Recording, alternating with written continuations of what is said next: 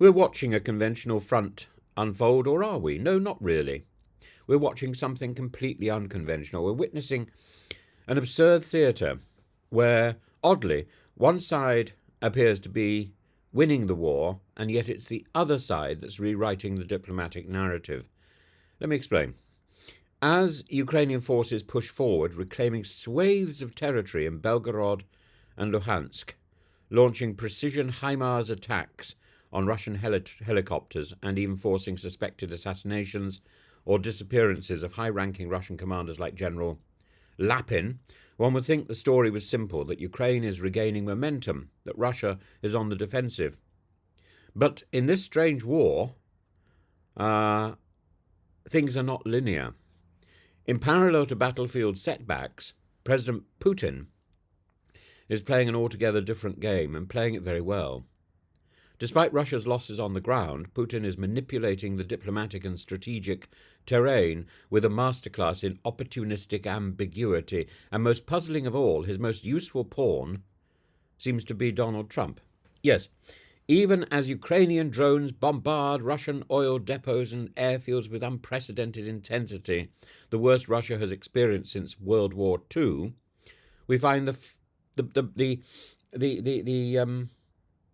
odd President Trump, ensconced behind the resolute desk and under his wig, seemingly echoing Kremlin language, undermining NATO cohesion and signalling that a Trump administration is willing to strike a deal, one that could very well involve pressuring Ukraine into territorial concession.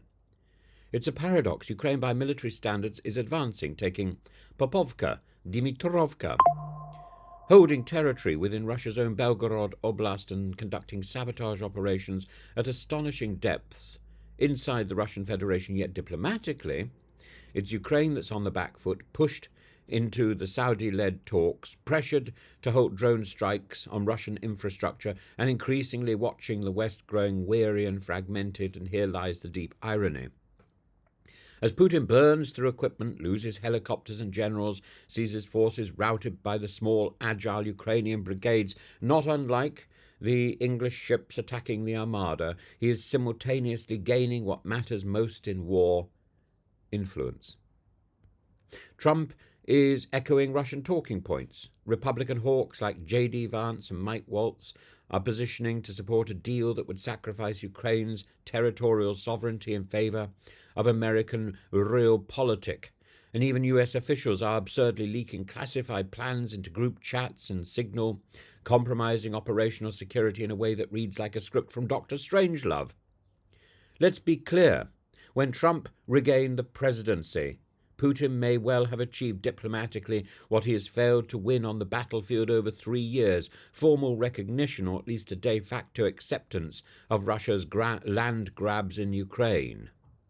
And to compound this confusion, consider that while Ukraine is launching strikes on key Russian energy sites and achieving tactical brilliance, many NATO nations are retreating in conviction. Trump has floated reduced US support for NATO unless European countries increase military spending. Lithuania is doing just that, pledging 5.25% of GDP, but others are lagging. In short, Ukraine is fighting for the West, but the West seems uncertain whether it still believes in its own cause.